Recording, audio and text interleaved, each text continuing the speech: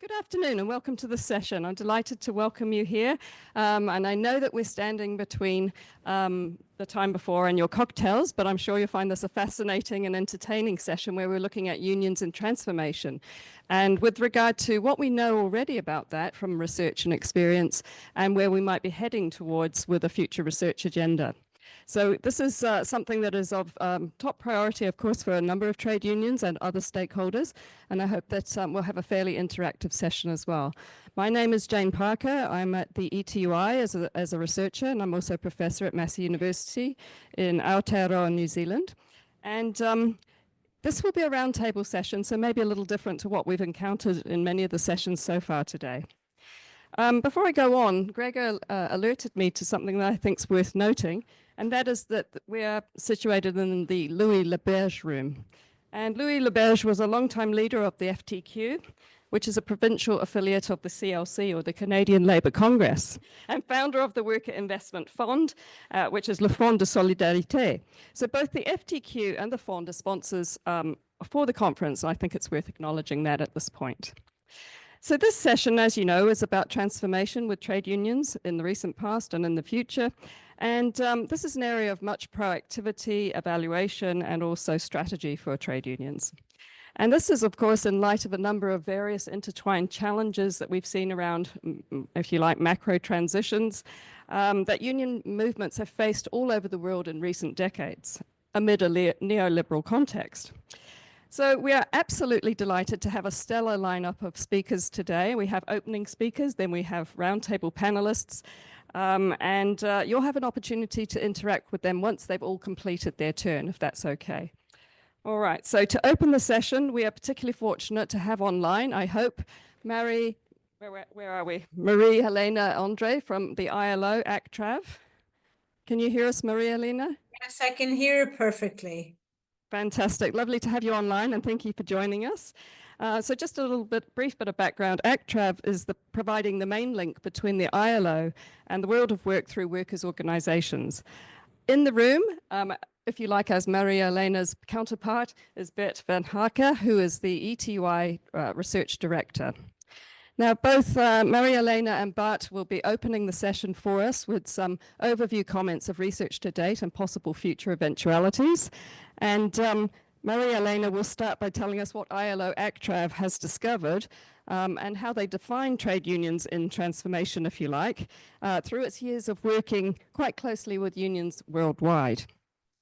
And then Bart, I believe you'll offer an equivalent overview. Looking at the ETUI's recent and future research on union transformation in the European context, which of course is also based around a number of our priority working areas in the Institute. So once they conclude their opening talks, and sorry, this is just to get the format out of the way, we'll then introduce each of our distinguished panelists on the roundtable, who will be asked a series of questions about research to date on union transformation and research that may come up in the future. If you're going to ask a question from the room after everyone's spoken, please wait for the microphone to come to you and also identify yourself and perhaps your organizational affiliation. And those people online will try and collate your questions or you can verbalize them yourselves because I don't believe we have interpretation for the session. Okay. Then we'll conclude with a short wrap-up session by Rafael, who is a senior labour specialist at the ILO ACTRAV and co-organiser of this event. And much gratitude to you, Rafael, for all your hard work. And he will also lead us up to what will happen post this session in terms of ongoing work. So we're looking forward to a dynamic session. And with no further ado, I'd like to introduce Maria Elena again. And over to you, please. Thank you. Thank you very much. Greetings from Turin in Italy, where I am at a meeting of the governing body of the International Training Center. But in any case, it is really an honor to join you today in this ILO ACTRAV ETUI workshop, where we are discussing the transformation of trade unions. And as it has already been said, it is a crucial topic as we navigate the rapidly changing world of work, from climate change to the informalization and also the digitalization of the economy. Now, as it has already been announced, And as a lead into this important discussion, I would like to share with you what we have learned in ACTRAV through our years of working closely together with the trade unions worldwide in this subject. And as you know, the ILO is one of the organizations of the UN multilateral system. And in our mandate, we engage with unions daily. And we do that with a dual focus, I would say. Global engagement in scope, but also very practical in the application of what we do with the trade unions. And what we aim at doing by having this approach is that we try to guide action, but also to provide direct support to trade unions. And so while I will guide you a little bit into what we have been doing and what we have learned, I would also like to end up on some priorities on what we think could be a future research agenda, and I hope that can be a source of inspiration for the follow-up discussions that you're going to have in the room. And I think that our aim, and I'm sure this is our joint aim, is on how we could strengthen unions further, but also inform policy. And while I'm not promising you to stay with you until the end of your session, but I would like really to hear your views and to engage in a very critical exchange. Now, what do we know about trade unions in transformation? Well, when we speak of trade unions in transformation, we refer to the many transitions in the world of work. I mean, nothing new for you. The technological, the environmental, the demographic changes, but especially the union's ability to adapt and to innovate. And in that sense, we try to approach transformation with a positive lens, and we try to look at it from a resilience point of view, meaning an ability to bounce back, to cope, to resist, but also to anticipate and to proactively prepare for and to manage risks. So what we are looking at is the fact that transformation reflects the ongoing proactive changes unions are making in order to be able to meet the new challenges, while at the same time, they need to keep performing their essential role, which is advancing workers' rights. But more and more, we see that trade unions tend to become the voice of all workers in the labor market, and to have the promotion of social justice also at the heart of what they are doing. And I think that if we now look at this from an academic point of view, it is quite clear that this is connecting perfectly, I would say, to the research on union renewal, on revitalization, on modernization, on re-engineering. I mean, there are different ways of nominating what is being done, but also addressing issues like the organizing strategies, union restructuring, and expanding collective action repertoires across borders and also through new technologies. So campaigning, framing, the importance of enabling legal and institutional environments, communication are all critical topics in this conversation. And what we try to understand is how these various dimensions touch upon the core of unionism and the core of unions' resilience in a world of work which is rapidly changing. And I think that being inspired by what some of the key academics that are today with us in the room and have helped change these debates is a source of great pride for all of us. Now, if I tell you what has been ACTRAV's journey on this topic, and when we started entering into this journey, I was sometimes forewarned by some of my colleagues to say, you are entering into a risky operation and you're running a lot of risks in addressing those issues. But I think that we had a positive agenda in the way we were looking at these matters, because our starting point was the recognition that unions do operate in complex environments, that they face widespread violations of trade union rights, that there is an ongoing change in the employment relationships, which sometimes are difficult to grasp, and that there are multiple transitions in the labor market and in the society, that result from or lead to structural change. And so observing that, together with the fact that trade union membership is under pressure, and what we see is a decline in density rates and also gaps in representation, especially for vulnerable workers, we try to look at what could be the future scenarios for trade unions. And the future scenarios for trade unions that have emerged were marginalization with a decreasing unionization rate, dualization, where unions defend current positions and serve existing members only, replacement, where unions compete with other actors, and revitalization, where unions use innovative tactics and deliver new services in order to remain strong, to remain relevant, to remain democratic, but also representative.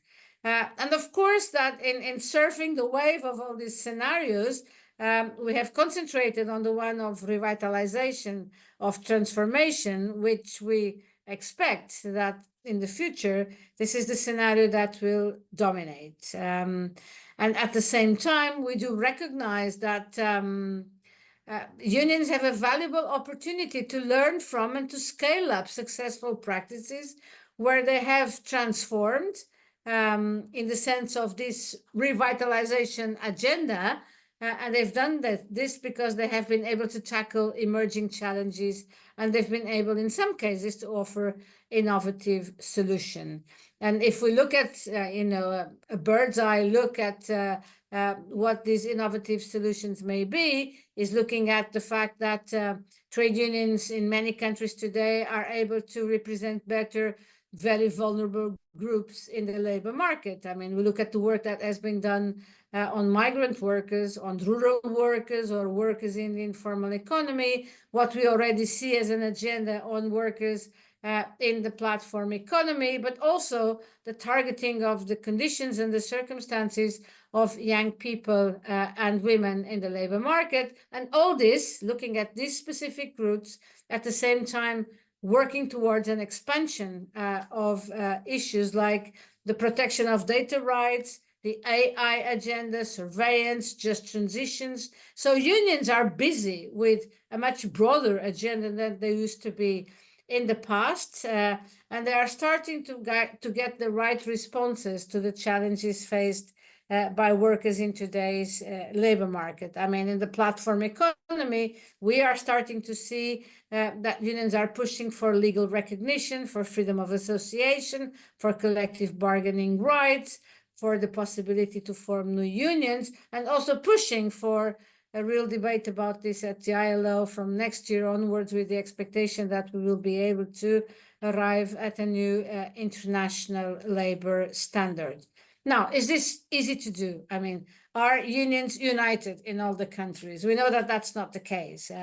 We observe a lot of trade union fragmentation in many countries, but at the same time, we're also observing interesting dynamics in the sense that unions are starting to develop cooperation at the national level amongst themselves, and they are creating in many countries joint councils and even cross-border collaboration. So this is very, very important for them to be able to speak single-voiced on these difficult matters. Also, the capacity of the unions to look at the whole digital agenda and the digital challenges with the emerging topics like the ones that are linked with algorithmic transparency, environmental justice, violence and harassment are matters that gradually we see popping up in collective bargaining agreements. Not as much as it would be necessary, but it's an interesting trend that we are looking at today. And I know that I'm talking with people that know much more than I do about this, because you work on these issues on a daily basis. And that's why I repeat, hearing your views on the key developments, challenges, and opportunities in these areas is, from my point of view, very, very important. Now, the second question, and I want to end on that one, is on the need to set a research agenda on trade unions in transformation.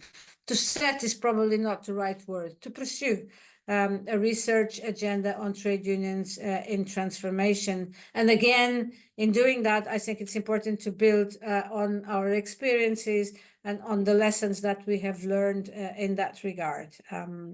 I think the first lesson is that unions are confronted with all these new challenges and opportunities simultaneously. So it's a huge task. And in order to remain relevant, we think that research must adopt a comprehensive approach to trade union transformation.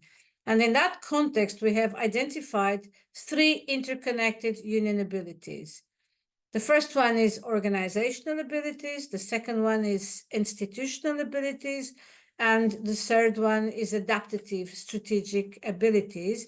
And in our view, these are critical for navigating an increasingly complex and a rapidly changing world of work.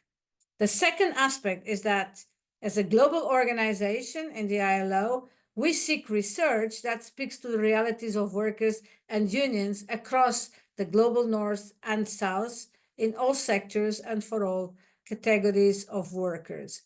The third one is that we need research that not only builds on, but also directly supports the struggles of trade unions worldwide, and research that is practical and that is also grounded in the challenges that the unions face.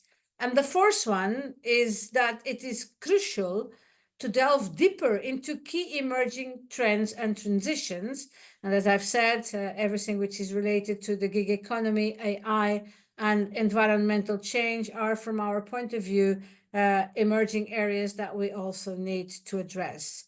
And also, looking at the fact that these trends are already impacting and transforming the labor markets, and this will continue to grow in terms of impact and transformation, it is for us imperative that we give to the unions the tools and the instruments to be prepared to address these emerging and constantly changing challenges in the labor market.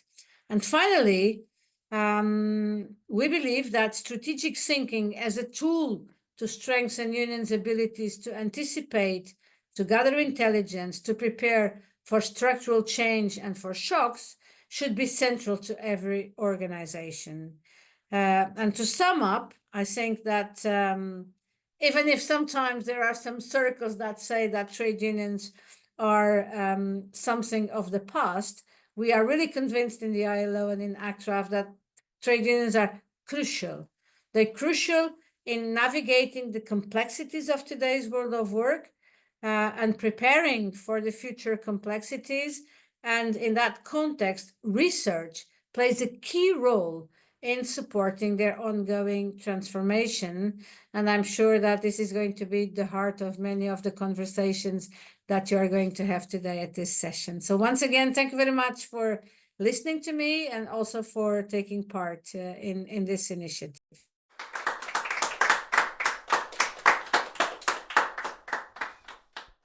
All right, so Maria Helena already mentioned that the transformation of trade unions is and remains perhaps increasingly of paramount importance.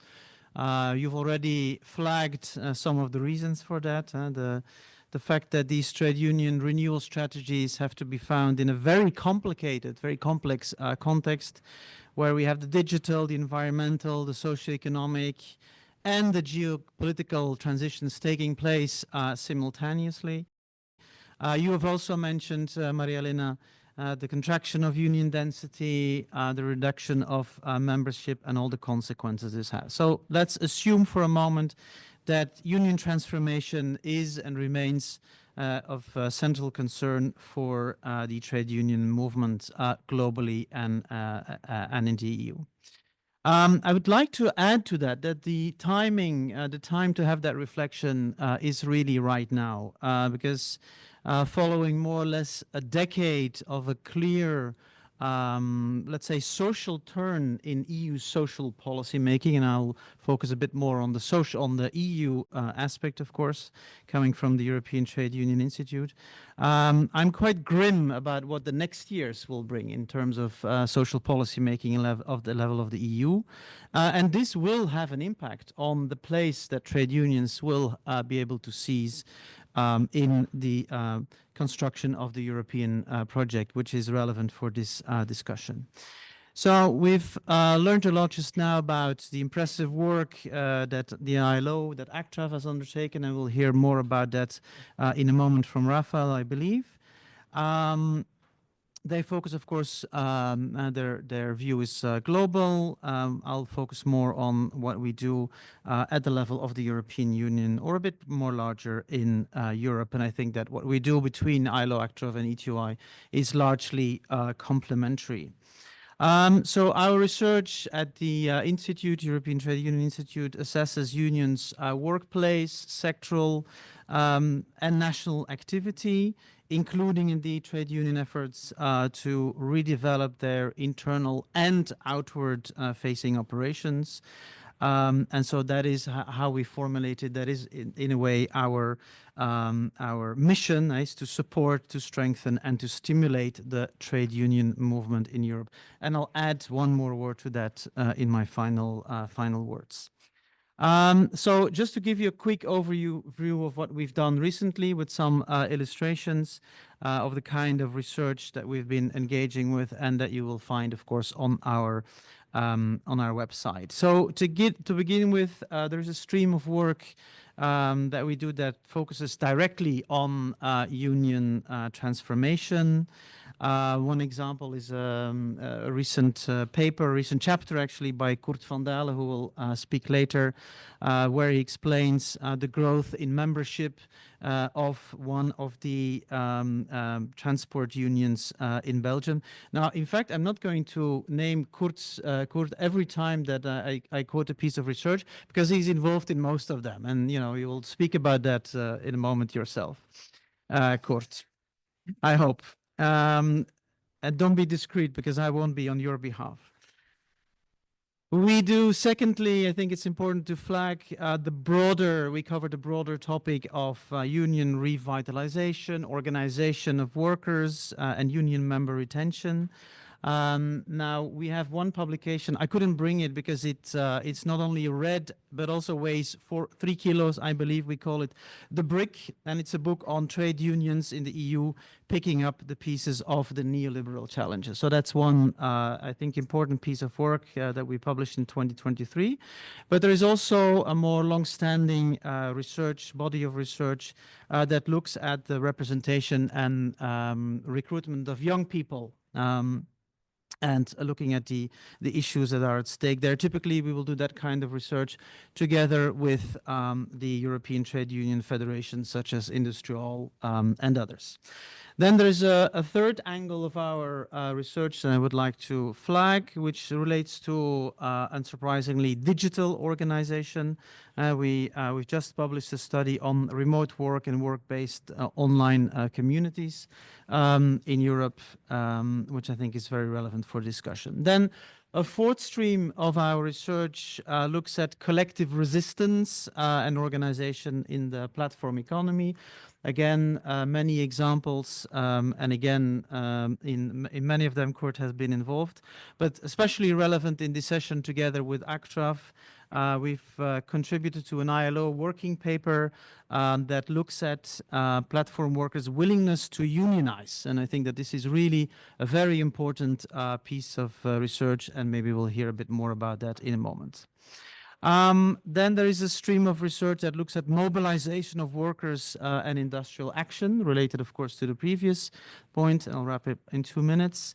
So looking at, for example, labor unrest in health and social care before and after the pandemic. And then the final, pre-final illustration I want to give, and maybe this is one of the risky operations that Maria Helena also referred to. So we've started now with doing some, or externalizing rather, some research about trade unions and the far right. Very complicated, very touchy topic. but one that we cannot and we do not want to avoid. But so we've begun to publish some research, for example, that looks into the voting behavior of the far right in the European Parliament. And you will not be totally surprised that the conclusion of that paper is that the far right does not support workers' rights at the European level. Now, final point, final illustration, greening and the growing economy. We've done a bunch of research on that, including our colleagues here, Jane and Valeria, who will soon have to adopt, I believe, at the European Trade Union Institute, and Bianca, indeed, 3 authors working on revitalization and transformation with regard to climate change. We've got a bunch of research in the pipeline for the future. I won't go into that. Maybe just flag that we will continue working on, for example, understanding why trade union members have left their trade union, why young workers are or are not members of a union. So this kind of applied research by which we then hope to strengthen and inform the trade union movement. Since I have now 1 minute left, I'll wrap it up here. Maybe just to flag that as part of what we do, we see that our work on trade union renewal is being used in the preparation, in the setup of a new Trade Union Renewal Center. It's a center that the ETUC, European Trade Union Confederation, is setting up as we speak.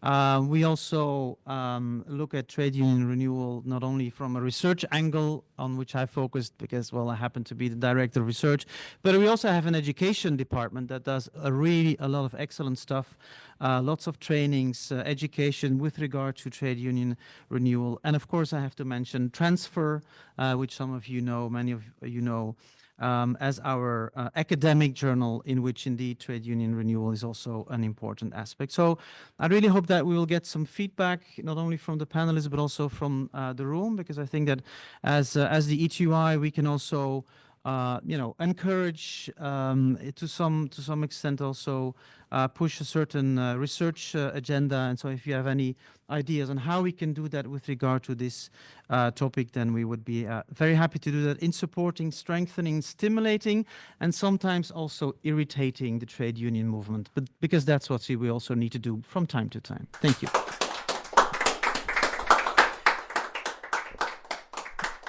Hey, thank you very much, Bart. So we've had 2 terrific openers, I think, there, and a lot of food for thought already. We now come to the roundtable section of this session, and I'd like to introduce to you now our remaining speakers or panelists. The first is online, and I have great pleasure to introduce you to Associate Professor Heather Connolly, who is at the Grenoble School of Management in France. Can you hear us, Heather? Yes, I can. Can you hear me? Yes, we can. Thank you. And thank you for coming at this somewhat unearthly or ungodly hour into the session. Thank you very much. Then back in the room, we have Rafael, who you've met before, down the far end there, who is with the ILO ACTRAV as a labor relations specialist. Our third panelist is on the other side here, is Professor Valeria Pulignano, who is Professor in Labor Sociology and Industrial Relations at the Center for Sociological Research at the KULeuven University in Leuven, Belgium. Okay. And our fourth speaker is my colleague and senior researcher, Dr. Vandaele, who you've heard a little bit about already.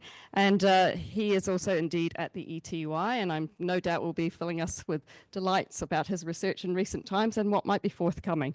And then finally, but by no means least, and well known to you all, I'm sure, we have Gregor, Professor or Canada Research Chair on Globalization and work in the School of Industrial Relations at the University of Montréal, and of course, Director of CRIMT. So we have a terrific lineup of people, and what I'll do now, hopefully, is pose some questions to each of them about what's been happening in recent times around unions and transformation and where we look like we're heading into the future. So Heather, if I can come back to you online, please, to kick us off, that would be terrific. And let me get my questions to hand, because they are somewhat tailored. So just to open really, and for the audience's erudition to some extent, your work has focused on union action towards some of the most precarious and marginalized categories of workers. So what we'd like to ask you, please, is what lessons can be learned from existing union practices in organizing and representing these precarious workers? Over to you, Heather. Okay, thank you, Jane, and thank you for inviting me to this roundtable. If there are any issues with the sound, just stop me and I'll work something out. So I can imagine, given the panel lineup, there'll be lots of discussion about innovation and union practices in different and emerging sectors, youth.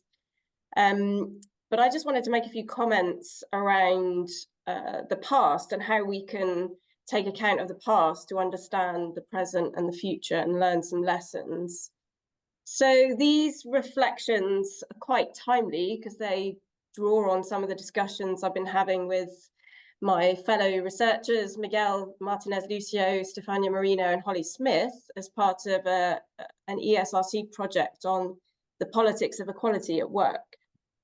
So we were conscious as we were working on this project that there's an emerging set of case studies and research on union organizing, especially in sectors that are difficult to organize. You mentioned platform workers, for example, just as an example. And so they suggest that we need to widen the lens of study in organizing to focus on collective action of migrant precarious workers themselves inside, but especially outside established unions. So this newish debate that we identified also integrates with the or overlaps and integrates with the growing recognition of intersectional approaches in industrial relations and the need to think more broadly around identities at work, which we agree with, and we're very supportive of this debate. It's the kind of comment that Miguel would be proud of, but can you sense the but here? But what we're calling this new wave literature often critiques established unions, either intentionally or unintentionally, or implicitly or more explicitly, as exclusionary of disadvantaged groups or precarious groups, and sometimes reference work that focuses on unions, established unions, as being union-centric. So we would, to sort of set up the debate and what we can learn from existing practices, we think that some of these critiques of established unions could benefit from a greater sensitivity to the histories, the memory and the context of unions, particularly in different national contexts, which can then reveal these universal tensions in labour organising, which can be phases of development within, say, newer or more independent unions. So we feel like these tensions sometimes go undervalued or are under discussed within this kind of work. So one of the common features of the critique is the reinforcement of the view of unions being either bureaucratic or exclusionary, which is attributed to established unions, or participatory and inclusive, which is attributed to more of the proximity to social movements and the evolution of independent unions. So I mean, all of this, in some of the themes that you've identified, all of this is happening within the context of greater organizational decentralization, subcontracting, fragmentation, and declining collective bargaining across different countries, which forces unions to adapt more of a more militant repertoires of action.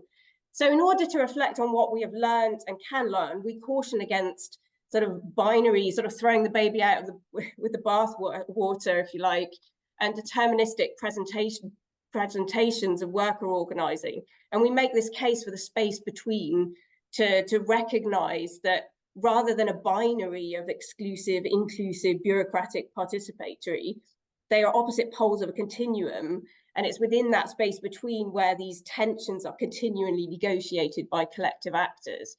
So being an awareness of this universal tension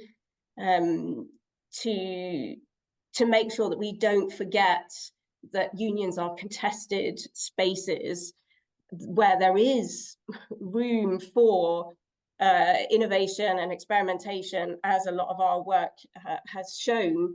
And in my work many moons ago, looking at radical unions, this dualism, if you like, of unions being organizations and having to develop forms of leadership and institutionalize, but also being that the movement that embodies, you know, working class interests. There was this recognition of this, of the dualism within the radical union, and this created space for ongoing reflection within the union. So we just argue for this dialectic, if you like, or tension between organization and movement as something that is experienced by all unions. And in order to be able to understand the nature of trade unions and their capacity and potential for internal political and organizational change, we need to recognize this space between, which can be populated by a range of precarious, often precarious migrant rank and file activists, where they are involved, they have agency in innovating and experimenting within those already contentious spaces, if you like. So I'll just finish off there if I haven't used up all my time, but I'll pass over to the next person. Thank you very much, Heather. That was fantastic for that overview, and also a lot of depth in there as well. I'm just going to move around the room a bit with this microphone.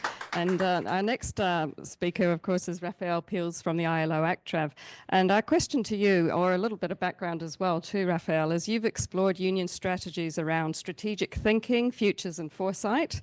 And from this perspective, we'd like to know what you've learned so far about unions addressing key challenges in a changing world of work. Great, thank you so much, Jane. So, Maria Helena in her opening already mentioned the need for unions to delve into this strategic thinking, and I'll look a little bit at that. So, and I think that responds directly to this need of unions to deal with complexity, to deal with uncertainty, to deal with change. And as ACTRAV, we did some research around strategic thinking around one tool, which is called strategic foresight. And we actually did that together with the European Trade Union Institute, and the paper is published and it's freely available. So it is a tool that first of all deals with strategic thinking. But secondly, it really looks at the long term, at really long-term dynamics, what's happening 10 years ahead, 20 years ahead, where you look at the big trends and drivers of change, what's happening in terms of technological change, climate change, demographic change, etc., in terms of values. How does that affect labor markets, and with that, unions? Then secondly, it looks at uncertainty and change, and we do not know how the future will look like, so we do you can incorporate certain reflections to deal with that, for instance, by looking at different scenarios, at different plausible futures. So again, you push certain trends that are there, or certain weak signals that you observe, and you push that to the extreme. What if everybody is a self-employed worker? What does that mean for unions, for organizing, for servicing, for membership, etc.? And then a third element is it is a kind of a tool that allows unions to deal in a more creative manner, to think out of the box. You can say that if there are new problems, you also have to come up with new solutions. So it's a tool that tries to, in different manners, to do that. So we did that as ACTRAV together, and also with ETUI, in different regions in the world, from Africa to Asia Pacific to Europe, on different topics: how to organize informal economy workers, how to represent young workers, how to deal with regional integration. And some lessons learned are, first of all, that many unions do strategize in one way or another, but not necessarily in a systematic or in a comprehensive manner, not necessarily with a longer term, a longer term perspective to deal with, or to incorporate elements of complexity, of interconnection with these big drivers of change, or to build in these elements of uncertainty. We also learned that often this is the first experience for unions with these tools. I think we perceived that was positively received. We did that around the whole topic of trade union renewal, which is a very sensitive topic where unions look in a very critical manner towards their own activities, also with certain exercises that push trade union leaders out of their comfort zone. So we did receive a pretty healthy dose of union self-criticism and openness to deal with that. We also believe that it resonates well with trade union values and principles. It's not prescriptive. It offers you a framework. Nobody likes to be told what to do, so it offers a framework for unions to do that exercise themselves on the topics they decide to do that. It's participatory. That's how unions like to work. You can involve leadership, you can involve membership. It's democratic in the sense that it allows for different and divergent views, for more utopian and more dystopian plausible futures. It's compatible with complexity. There's not any topic that a union works on that does not touch upon a legal and economic and social dimension, so it allows to look at that in a kind of a more comprehensive manner. It's transformative in the sense that it allows you to reinvent, to reclaim the world of work. There are certain exercises of Canadian researchers where they work with workers to reimagine a post-Amazon world of work, for instance, and it's empowering in the sense that it's about thinking strategically, but also translating that into roadmaps.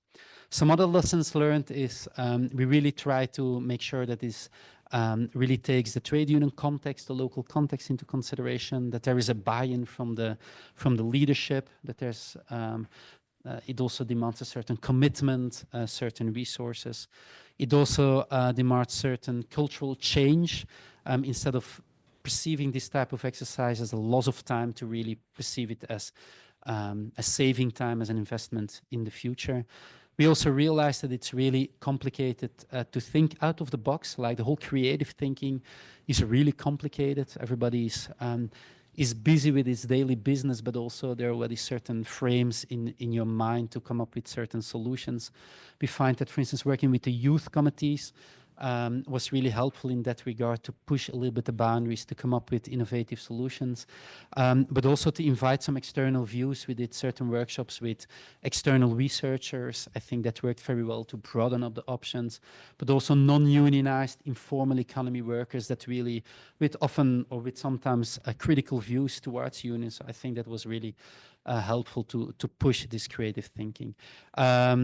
So yeah, maybe I'll leave it at that. So we think that's we have positive experiences with that tool, and we think that's an important aspect of the whole trade unions in transformation agenda. Thank you very much, Rafael. Plenty of activity going on there then at different levels. Our third question is going to be fielded to Professor Valeria Pulignano. And as many of you in the room will know, Valeria has worked across many areas of industrial relations and sociology, but we're going to zoom in, if you like, on your recent work on the platform economy, Valeria. And we'd like to ask you, how can unions adapt their strategies to effectively represent and organize platform workers? So what have we learnt so far in that regard? Thank you very much, Jane, and thank you for having me here among all these distinguished scholars. It's an honor. And I would like also to say hello to Maria Helena and Heather, who are by remote. Well, I mean, I would like to respond to this question, which is a quite complex one, by first of all zooming on the meaning of what is platform work and what are platform workers. And I think that this is a quite interesting exercise, because platform work, as we know, is work which is unstable, is unsecure, is casual, is contingent, aside being also unprotected labor. If we look at the platform workers, I think this is also a quite interesting thing. And we have heard also a lot of presentation, I think, at least the previous session we had. Platform workers are mainly heterogeneous workers, which means that they can work on a contingent base. They are students, migrant workers, workers that also often undertake these jobs as not their own main job, but they do also aside many other jobs.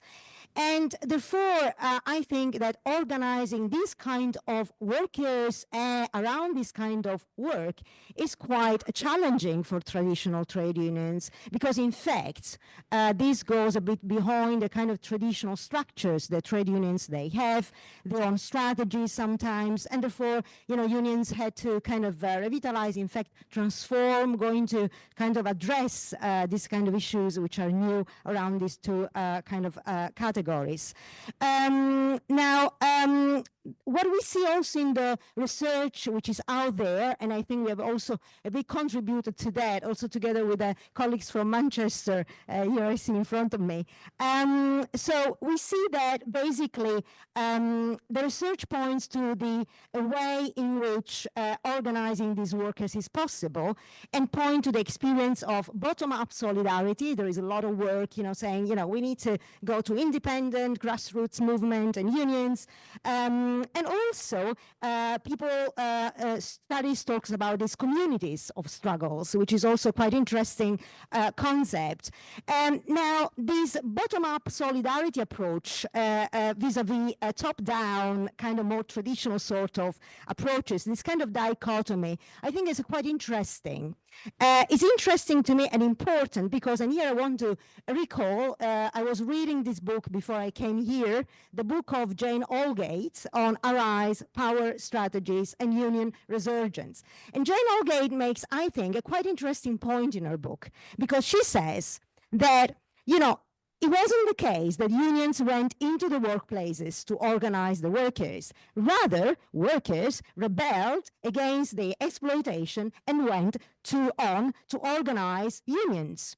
And also, Jane says that in the face of new unionism, it was often been the case that organic leaders from among the workers led successful strikes. Now, this to me means a lot, and actually breaks also the kind of dichotomy between bottom-up and top-down approaches.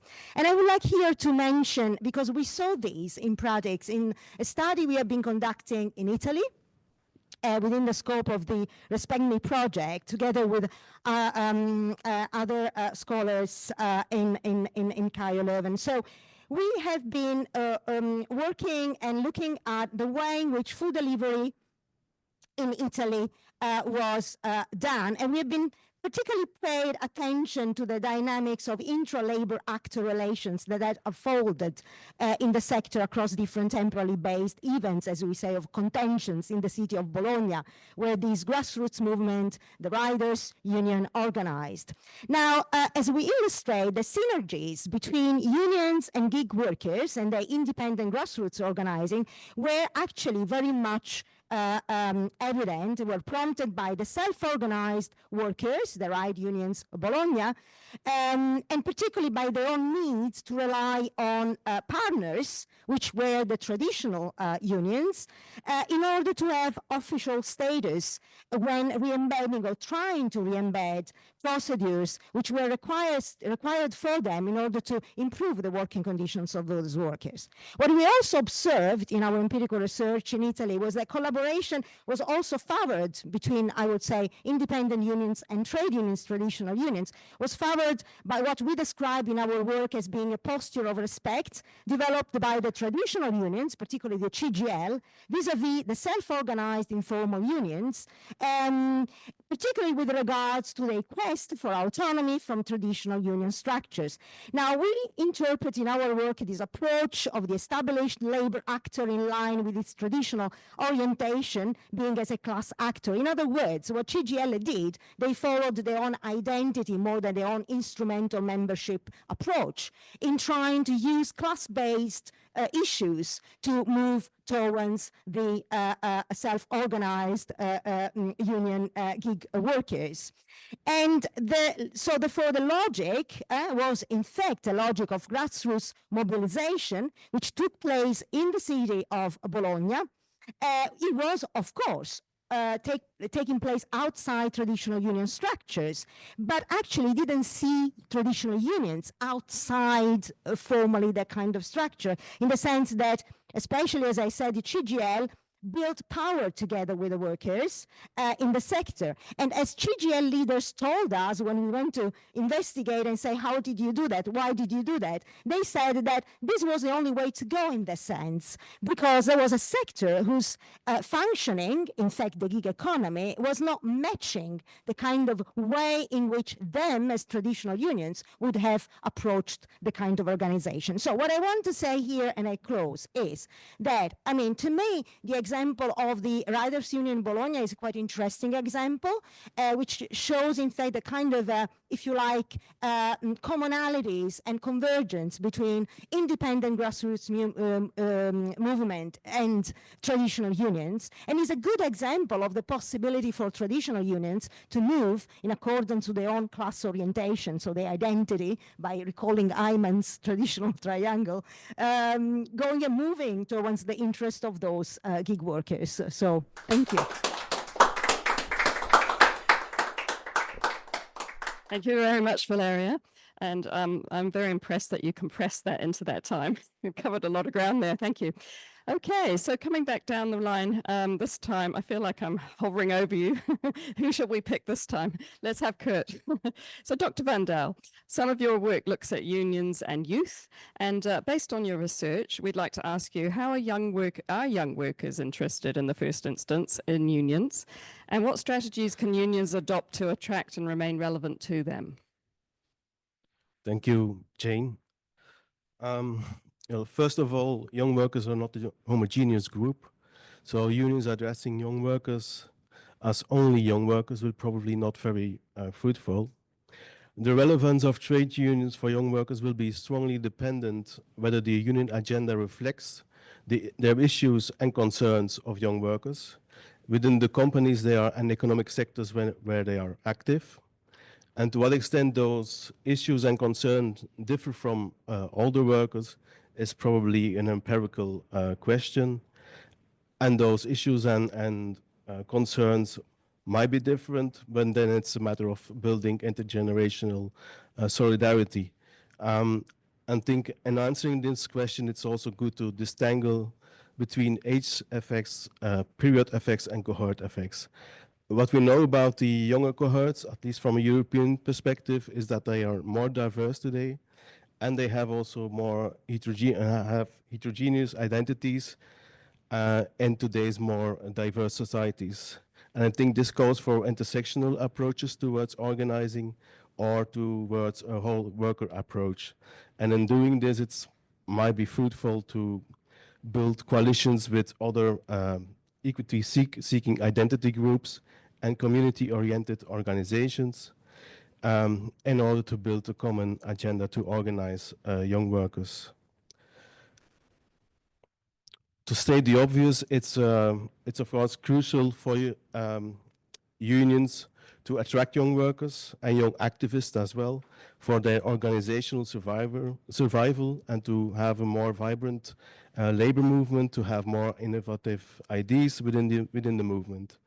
From my research, most of the unions have put structures into place for representing young workers, but of course those structures should have the resources. It's sometimes not the case, so they are merely then cosmetic devices. But if those structures are strong, then you see a real influence of those structures, at least when it comes to youth issues. And this influence is internally within the union decision-making process.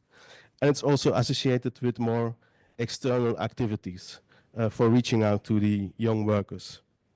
The gap between unionization between young workers and older workers is not new. If you look at history, sometimes some unions have some difficulties to reach out to young workers.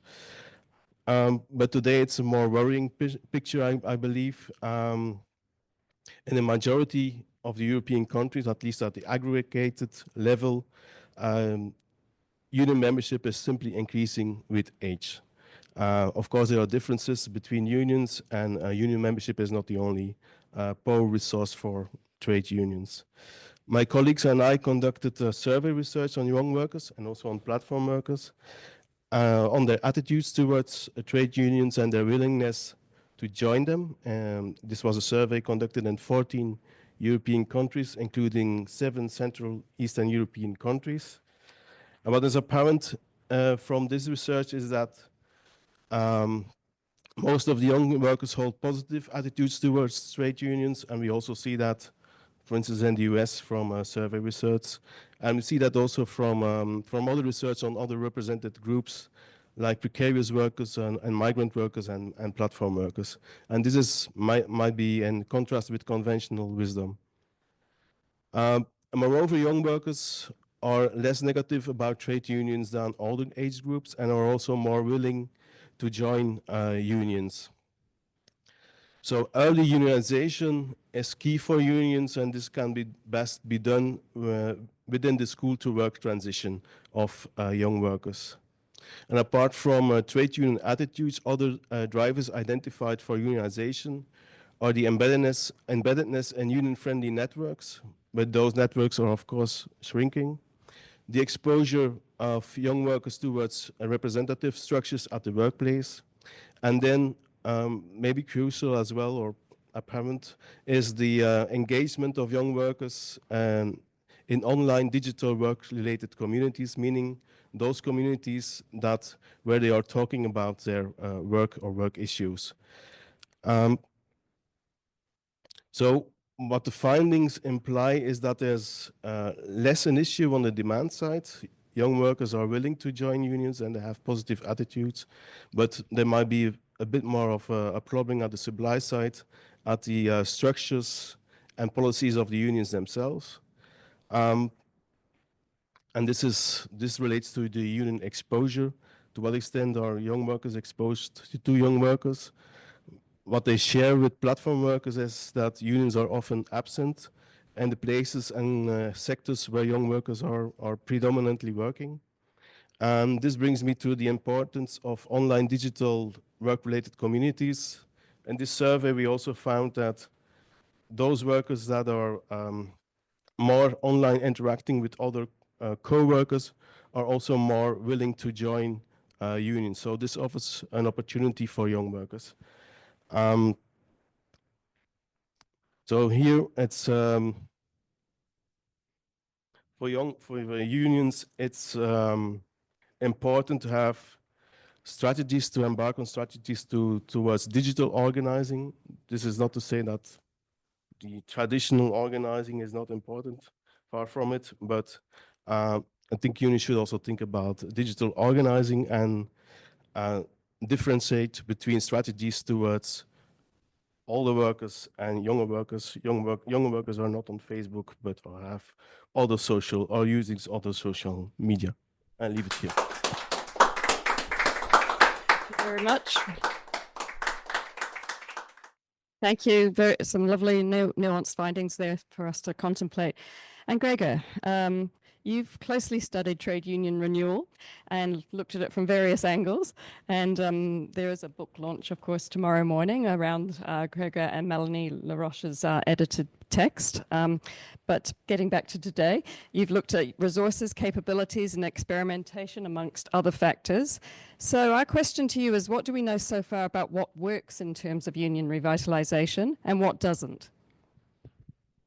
Well, thank you. Jane, the question cannot but make you smile. The first answer is you've heard it all here. And I rest my case. The second one is I look back at my own engagement with the European Trade Union Institute, and notably with the journal Transfer. For a first CRIMP conference around the theme of union renewal, 2005, we did a thematic issue of Transfer, and there was about innovations for union renewal. So it was North-South, it was social movement, organizations. I'm trying to think of all the great things that were there. Some of the people are even in the room or certainly in the building who did that. And then 2010, then we did something on rethinking collective representation, and that there were some really interesting pieces in that. One of them was David Pietz's taking down of how individualistic attitudes are not undoing collectivism. And I think that we saw that, of course, he was completely right. But in the sense that way we did it, but Kim Voss, who was saying, well, how do we understand the relationship between union democracy and union renewal, which Heather really illustrated in that sense as well in her comments of the way that she picked up and the tension. And then there was pieces on the environment, there was pieces on gender, and there was a piece that Christian Levesque and I did on union strategic capacities and thinking, well, it's all very vital, but if you don't have strategic capacity, how do you sustain any effort at renewal? And then 2017, the journal asked me to do, sorry, it's a kind of silly biography, but it does fit with what it's not what you know, it's what we know, it's what I know. So that's a transliteration. And he asked me, what can we learn from 3 decades of research on union renewal? And that was more a depressing litany of everything that hadn't worked.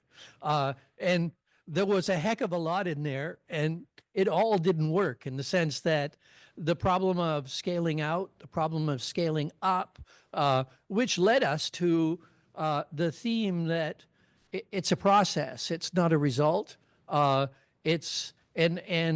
finished on the theme of democratic experimentalism, that in the sense we have to think through some of these aspects, that everything that's been done was strategic aggregation. It was important. So we were then understanding, for instance, the elements of intersectionality, that all of the efforts of union mergers and everything and re-engineering and the way that there were efforts to think through this hadn't really produced that much. It didn't mean that it was bad, but that we needed to think through some of these aspects, that the participative aspect was important. And that led us on in 2020 to do of thinking, well, what's organizational experimentation and what's institutional experimentation? And there we have Gerhard, we have Valeria, we have lots of people who are contributing to thinking about that. But the problem was of that movement from organizational innovation and expanding it to getting the institutional conditions. And it's not a snap of the finger kind of question, but you can see some of the areas where this is working. So I'm not being specific enough, except to say that one of the most recent piece that we did was on better work. And the 2023 issue of Transfer, of trying to think this through, of, well, the normative narrative objective of making work better for a better society is a key element of where we're going and how we think about some of this. Now, I'm not sure that we'll get around to the second round fully, but I will say that risk is important. I'll have to talk about this tomorrow, but there's no magic recipe. And what's interesting in this book, 18 case studies, all through crimped researchers who've been involved in a variety of case studies and made accessible for trade unionists in both in physically and also in format, is saying, okay, disruption requires strategic capability. And then we'll talk about the lessons tomorrow, but we move on to one that comes from Kurt, of experimentation as a learning space, from Blandine and Christian Dufour and Adelaide Hege, on reflexivity and the way that you have to be able to draw lessons from these experiments. But we're not cracking the problem of how you set institutional conditions. And I think in the opening plenary this morning, we heard some of those aspects, because we'll fight them where we have to, and we'll work with them where we can. In other words, it's going to require some element of conflictuality, and this is very un-ILO, and we know that, but it needs to be said, and it will become increasingly important, I think, in the themes that come through the ETUC and its focus on union renewal. You need that combination. But one of the great case studies in this is one where context renewed social dialogue. And in another case, it requires conflict. So what do we know?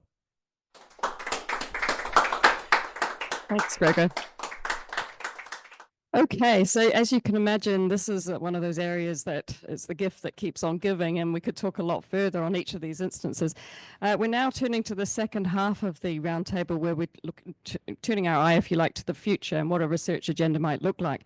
I'd like to ask our panelists, and starting again with Heather, if they could précis their possible comments to perhaps 2 minutes or so, because it would be lovely to have a plenary session with questions with our audience, okay? So I'm sorry if that cuts anybody's stuff in half or even more, but over to you, Heather, with no further ado. Thank you. Sorry, the question to you would be about how you might frame future research for trade union renewal, given your line and areas of research. Okay, thanks, Jane. I'll try and go quick. Yeah, so my first set of comments, I think that the tensions that I identify about, you know, in terms of structure and inclusion, definitely form part of, should be framing part of the future research agenda for trade union renewal. But just another comment as well, which was triggered by some recent research that I've done with some of my colleagues in Grenoble, which was triggered by the Yellow Vest movement, or the Gilets jaunes. And it got us thinking about the sort of, to complement this discussion around structures and tensions in structures. It's like, how can unions carry on, or carry on being the carriers of moral arguments, and being the carriers, or winning the moral argument, as being the primary carriers of solidarity, if you like. So broadening out our understanding of solidarity beyond labour relations to try and understand some of the phenomenon. For me, it was around understanding the Yellow Vest, which rejected explicitly the union movement or any involvement with the union movement, and had a complex set of moral bases that it was trying to unify around, but there was no real sort of unifying moral base. And I mean, I looked to Valeria in the room, because of course she's done a lot of work around the moral basis of solidarity.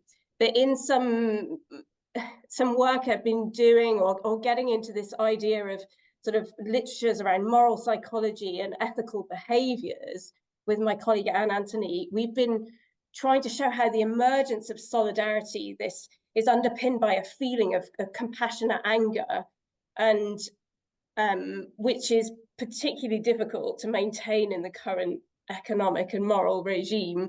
So this notion of solidarity is a fleeting phenomenon, not because, you know, not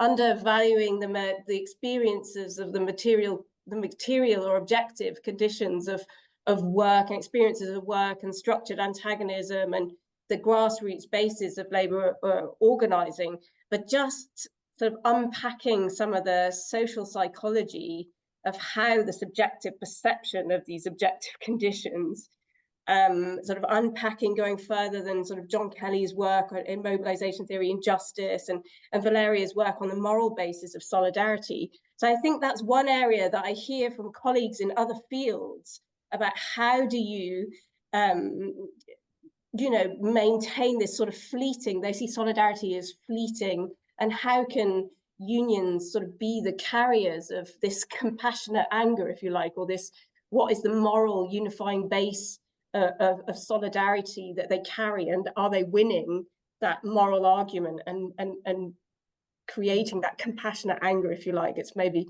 badly said, but this is something that I think could be really interesting in the research agenda for trade unions. Thank you very much, Heather. I think that's a classic and key question that you've drawn our attention to. And thank you also for being so succinct about it.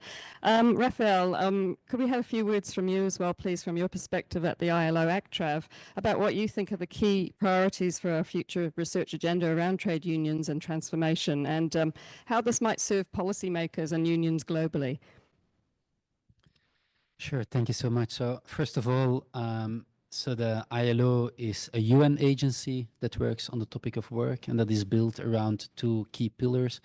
On the one hand, it's a standard setting organization. So it has standards which are kind of references on how the world ideally should look like on many topics that we discuss here: platform economy, global supply chains, anything, just transition, technological change, etc. And secondly, social dialogue. So that's a little bit the DNA of the organization, but also more or less every answer that we come up with. And that's, we have a convention on working time. That's convention number 1, which was developed 100 years ago to make sure it's still timely and relevant for all countries and actors in the world. We say you have to sit together between social partners and governments to decide together on this topic. So I think standards and social dialogue are very institutional mechanisms. So it's a first point I want to make. It's an enabling institutional environment. Then secondly, I would like to come back to some of the elements that Helena highlighted. So all these elements that our unions confronted with happen in a simultaneous manner. So we as ACTRAV, as ILO, we always work broad, we work global. So we're looking for frameworks that bring all these elements together. That can be, I think certain people talked in terms of the power resources, or I think Gregor had mentioned plenty of frameworks from different abilities, organizational, institutional, strategic, etc. So I think that is useful for us as bring these different elements together. We hear a lot of research from the north. We work a lot in the global south with their particularities. So that's a little bit what we are looking for. As Helena mentioned, we're really looking for practical instruments building on trade union practices and experiences and feeding into trade union experiences. And then, as mentioned before, like the limited resources, so it's probably a question to focus on some key elements, big sectors, big changes that we know that are framing the world of work, digitalization, just transition, etc. And I leave it at that. Very much. Thank you, Rafael. That's terrific. Okay, coming back to Valeria. I'm getting a good workout from this anyway. Coming back to Valeria. So you have many research areas. So what do you think then should be the key priorities for a research agenda on trade union renewal? Thank you very much, Jane. I know we are running out of time, so I'll try to be very short. So I will again go back to Jane Holgate. I'm sure that Jane will pay me a coffee or a drink. I don't know.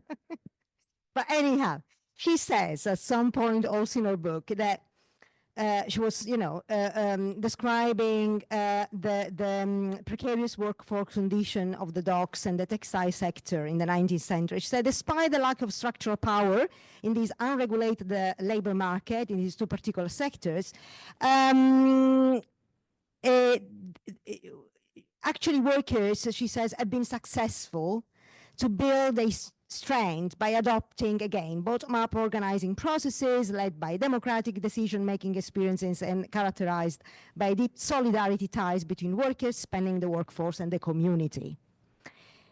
Now, again, this I think is quite interesting again to me because, we know in industrial relations we have always been discussing, and probably we are still discussing, about how unions, is a world of justice, or are they kind of vested interest? Well, I think we have to take a pragmatic approach here. I mean, trade unions are an independent organization supported by their own members. But as Ralph Darlington, and I remember we had this conversation with Heather a couple of years ago at one of the conferences where Ralph was also there, trade unions also need to win the power of those workers.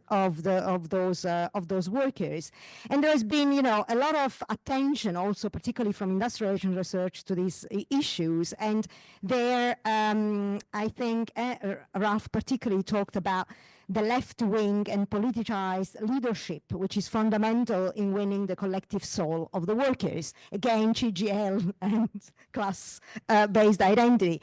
Now, I want to, launch an idea here. I think, okay, a lot said about how trade unions can win the soul of those workers. But to me, there is not much reflection about what kind of collective workers or what kind of soul of these collective workers trade unions need to win. And here I want to kind of be a bit like breaking the ice, in the sense that I think it is important, particularly nowadays that we are facing all this kind of polycrisis and the climate change as well, and just transitions in every sense. I think that we need to really, and trade unions should rethink or think more carefully about what these workers are and what work is. Work is not just an economic productivity logica, but is also a social category which is in fact ingrained in everyday life of people. Work is relational. If there is somebody working, there is somebody else doing the work to support the work of these workers in paid employment. So, and on the other hand, we also know that this relational idea of work is changing, is in transformations, and we see a lot of these transformations going on nowadays. So it's not actually static, but it's dynamic. And therefore, and this is also very much evident in the labor market. People juggle, pass from one job to the other. They combine different jobs. And I think we had an interesting presentation by, I think it was Maya in the previous session, talking about, the way how this disrupts also family lives. How these Uber drivers, how do they combine their own work and life? So I really do think that probably, okay, I have to close. So my main message is probably it is important that we, the trade unions, one of the issue of the agenda, I would say, is to really rethink about work and rethink about the workers inside and outside the labor market, and not only in the, kind of productivity logic of the labor market per se. Yeah, that's it. Thank you, Valeria. Great reconceptualization there, and big questions for us to ponder as well. Kurt, and then Gregor, if we could wrap up very quickly. But basically, you've also got ample research in multiple areas, which I won't rehearse for now. But could you reiterate from your own perspective the key priorities that you see for trade union transformation and renewal, please, Kurt, in a minute or two? No pressure. Okay, I will try to. So, of course, there are the challenges of the green and digital transition for unions. I think that's key. There's also the radical right and how unions could cope with this, and probably also, well, an aspect on this is workplace democracy, but also what is the role of unions in the current state of democracy today. When it comes to the membership dimension, I know there's a lot of research on how to organize very difficult groups of workers, platform workers, precarious workers, migrant workers. But what I miss is a bit the dialogue with what should be workers as being considered as long-hanging fruit. What is going wrong there? Is it, why are they not joining the trade unions? It's a matter of strategies of union avoidance, union busting by the employers. Or are there other things going on? Are they not interested in joining unions? Another point is, yeah, for unions, they have less and less resources, but one resource that they do have is their own members. And here is a question, and this is an old question: how could the majority of the members, at least within mainstream unions, are today passive? How could they become more active within the unions? I know from our own research that some of the members are interested in to be more involved into the unions, but what kind of strategies could unions undertake to make them active, or at least to identify them? Furthermore, the title of this session is the Unions and Transformation. I don't know to what extent they are transforming. It must be in a very incremental pace. And I don't know to what type of structure they are or form they are transforming. But from the research on platform workers and also on remote workers, there's the importance of digital organizing. So I think here the question is, how could new practices of digital organizing be layered upon older practices of the conventional type of organizing? How could organizing and collective action go together with digital organizing and connective action. And a further challenge might be, or a further research theme could be, how could artificial intelligence be used to recruit workers or to retain workers? And even how could this be used in proactively in strikes and collective bargaining processes? And then when it comes to transformation in unions, we know from the current research there's a lot of going on also in mainstream unions. They innovate, and I think here is more the question: how we go beyond this innovation and experimentation? How could it be scaled up and scaled out, and diffused within the unions and among unions and within unions? And how could it be institutionalized? And what is the role of training and educational programs? Thank you. And last word goes to you, Gregor, about, again, a future research agenda for trade unions around transformation and how we can also especially ensure to keep it real and relevant for practitioners. Thank you. Well, it's the same response. You've already heard it. And a further reflection is, how do you get people like Heather at midnight discussing union renewal is an enduring enigma that we need to crack. 3 points. Unions as a bulwark for democracy, as a school of democracy. We're going into turbulent times. Bart mentioned some research being done in this area. I think that much more needs to be done. And in particular, it needs to be done in the global South as well as the global North, because that's a cross-cutting aspect. And it can sometimes be very basic.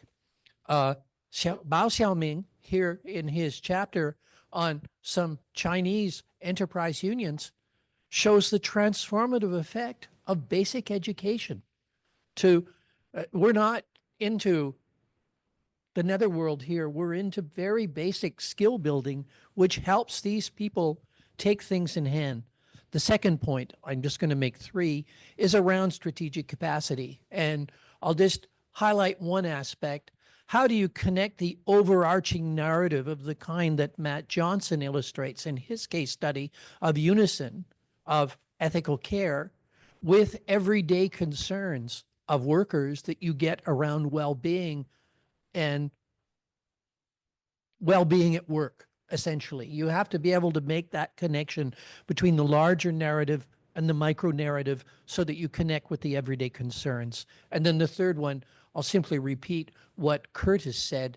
It's making that link between the scaling up and scaling out of organizational transformations and how they link to institutional transformations. And I think we really have to grab hold of some of these. I think that David Peets has illustrated this, and I think he's talking about it tomorrow, but in his chapter here about how you take groups of workers, and that can lead to institutional changes, which then have a knock-on effect in a variety of ways. And you have to be able to take advantage of the opportunities as they present themselves. And in that respect, I think we also have to listen and not make presumptions. I remember reading in something that Raoul did, something that David did, something that Kurt did. You don't make presumptions about what people think.